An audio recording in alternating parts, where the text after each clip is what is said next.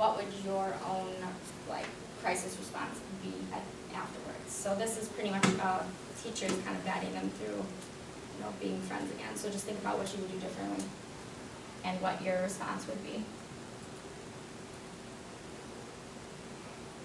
And of course, now there's no sound. Try to press the sound, Danny, on the remote. Yeah. I think it works. I'm going to ask you guys to shake hands. Can you do that?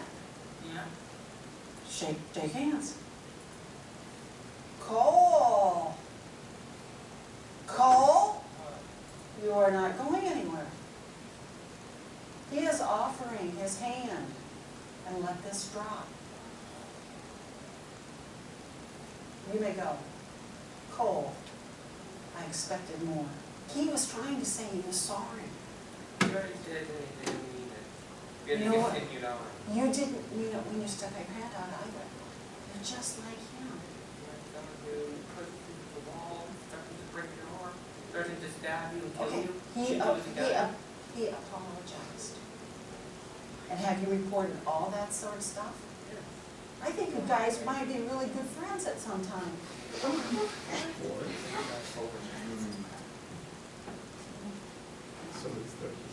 Okay, if you guys wanted to discuss in your groups what you guys would do differently in your, like if it was your age level.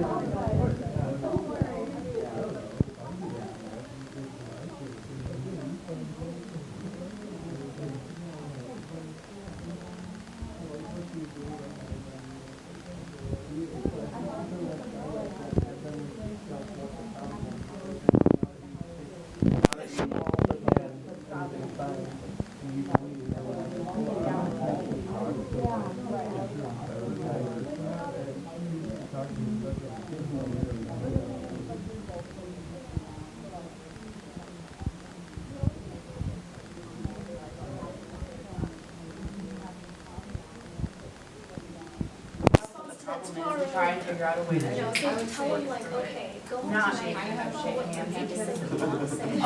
it's like when my mom used to like, you know, give your sister a hug. Yeah, well, I'd hold her here. Hey, don't worry, we'll still be friends though. Exactly. One day we'll still be friends. Okay, if everyone wants to bring your attention back. You're good to go with this. Elementary ed group, if you want to bring your attention back.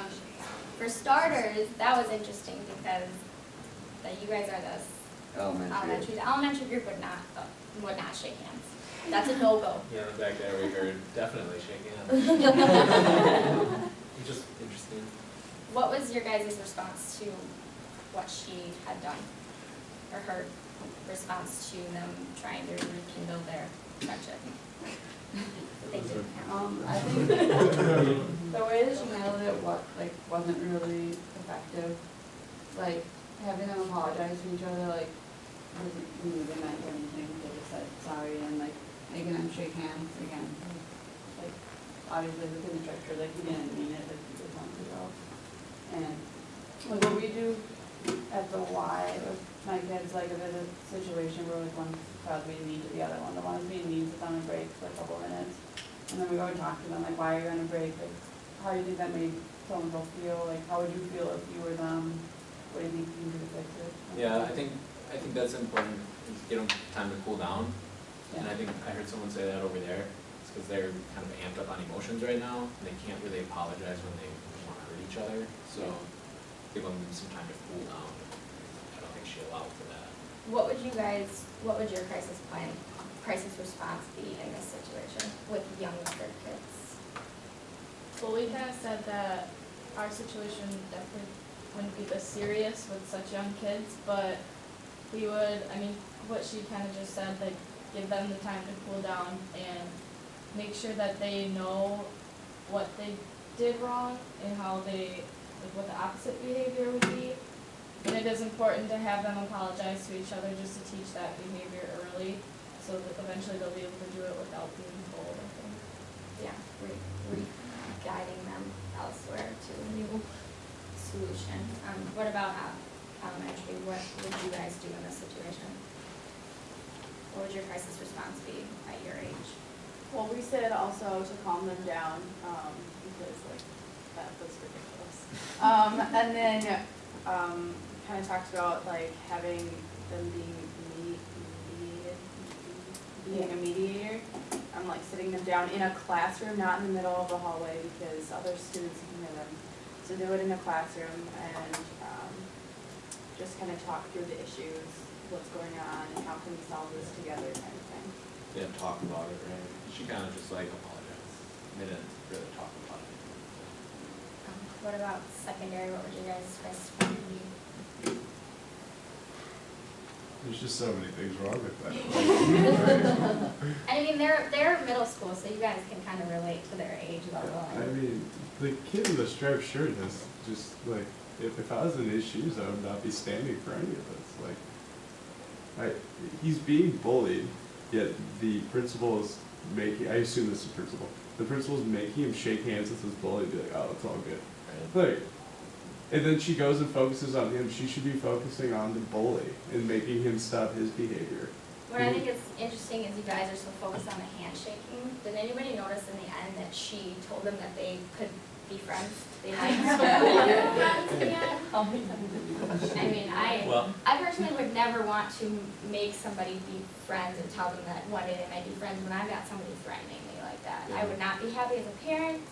And personally, I would actually sit down with the bully's parents and let them know that, because that's starting to be on the other end, in my opinion. It depends on how serious it is.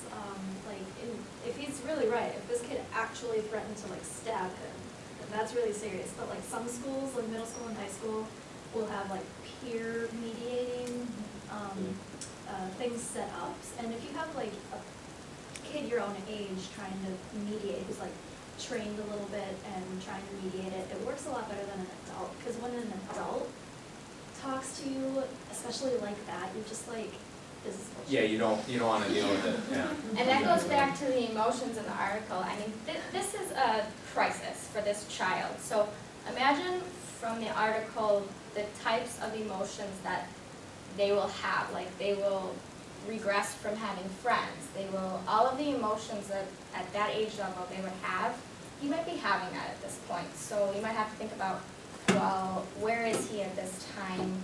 How long has this been going on? What am I seeing from him that is making the situation worse? How can I help him progress towards seeing the positive what's going on and moving past it? Because that's what the crisis response is focusing on in the end, because the crisis only lasts for so long, and the crisis response is the long-term outcome that you want from a crisis, because you can't stop a crisis. And did you guys have any other things you wanted to add to this situation? I think we might have to move on. Mm-hmm. We're running out of time. We had another video, and I don't know if we really have time to play them, but it's just the school shootings, and it's kind of intense. really intense. But I think it might be better if we just jump ahead to the big ideas. You want the big ideas? Yeah. Okay. All right. Actually, So. Let's play this because it's like 40 seconds, and this kind of Across the country, American families are seeing those images of tragedy. Right, that last Let article. them go into another room. If they haven't heard about the shooting, they don't need to know about it. You know your child best. If they're between 7 and 12, talk to them about it. Don't lie. Don't evade. But tell them they're safe. Something like this, where someone hurts a child in a school, is so incredibly rare. It never happened to mom or dad or anyone we know. And the man who did it is gone now. It's over. Ask how they feel about it. Tell them it's okay to be sad, that you're sad. Support whatever they feel, and tell them that you'll keep them safe. But sharing some extra hugs will have more effect on their body chemistry than asking them over and over if they're all right. For teens, watch to see how they react. Ask them to talk about it. And you can use this to have a real conversation. Why do they think it happened? You might want to direct them to some volunteer work so they feel that they can be working to improve things. For all kids, keep your routine. Children are reassured if their world continues in a normal way. Bedtime is bedtime tonight. Basketball. And so you guys get the idea. And that kind of goes along with that article. It's like, you know, make sure the students understand that everything's still normal after the crisis, and that their reactions aren't abnormal. So some of the big ideas we talked about, you know, in that article, I think the quote said, you know, there's only two types of schools, ones that have experienced crises and those that will. So that's a really important thing to consider as teachers, is that we might, you know, there's a good chance there's a serious crisis that occurs while we're teachers, and that the situations should be discussed with students, and they shouldn't just be covered up, because they're real. Those things are real, and you need to be there to provide guidance and condolence for those, and that you should always have a plan. Even if it's an individual plan, Right. if your school doesn't have one, to just have a safe haven, it's always good. And that's it.